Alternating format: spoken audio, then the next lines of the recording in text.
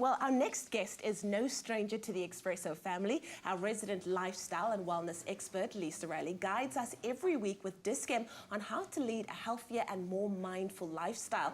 And when she's not inspiring us with her wellness and fitness expertise, she's at home looking after the new beautiful addition to her family. And today she's here to discuss all things motherhood and how new moms can shape up after pregnancy.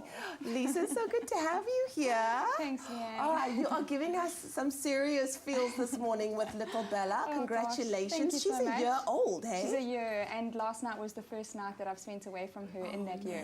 Yeah, I look at her, I'm like, oh, I just want to go home. She is the cutest thing. Thank well, you. I'm so happy that you're here because we're talking about something that I think every woman's going to experience in her life, how to bounce back after having a baby. Yep. But you are incredibly busy. You are a fitness professional. You do give lots of advice, and you've also had Bella.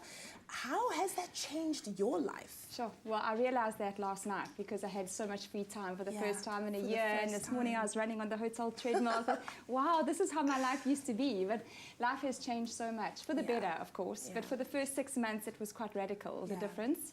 And I was so tired. I hadn't had a good night's sleep in 6 months. Trying to exercise again after giving birth is a whole nother challenge.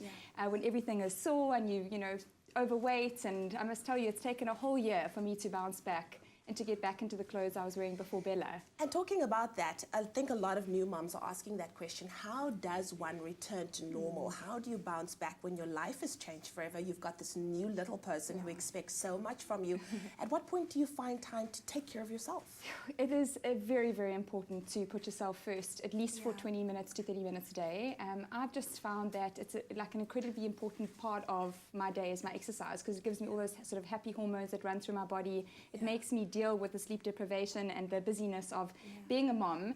And I've just made it a priority, you know, putting yourself first, because then Bella gets a better mom, Stafford, my husband, gets a better wife, my colleagues and my teammates, they all get a better boss, because I'm putting myself first for that half an hour and getting those happy hormones running through my system. So it's just about prioritizing and putting into my diary that half an hour as though it were a meeting or any other important obligation.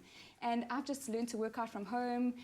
Well, I didn't really learn. I kind of do know what I'm doing, but I rebound on my little mini trampoline. I use light weights, I use body weight exercises, and I do what I can in my little gaps throughout the day. And exercise is no longer a certain time of the day or going to gym. It's just whenever I can, and it's at home. So it's just changed.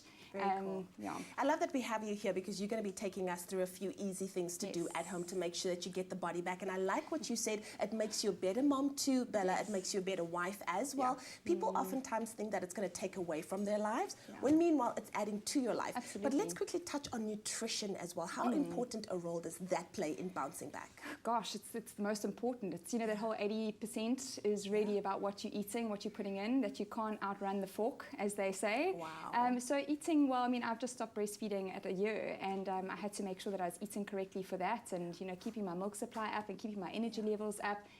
But I'm not going to say I'm perfect, not in any way or form. I had a massive chocolate milk craving when I was pregnant and when I was breastfeeding. I had to, like, really, I was totally addicted, and a few other naughties in the cupboard. But it's just about having a balanced mindset. That's one thing I definitely have learned since being a mom, is just to take it easy and not be too hard on myself. And now that it's been a year, now that I've stopped breastfeeding, and now that, you know, she's kind of weaned and stuff, I can actually start focusing on mom again. But for a long time, I just put in perspective, this is a very short space of time. It's all about Bella right now, and if my diet's not 100% perfect, as long as it's sort of 80% there, and, you know, I'm eating as clean as I can, it's okay. Just don't be so hard on myself. Well, I can't wait for motherhood, and I'm so glad that I have Lisa Raleigh on speed dial. Well, stay with us, because Lisa will be joining us in the kitchen shortly with 2 of her favorite healthy recipes, as well as showing all our new and busy moms a few exercise routines that you can do at home with your little one.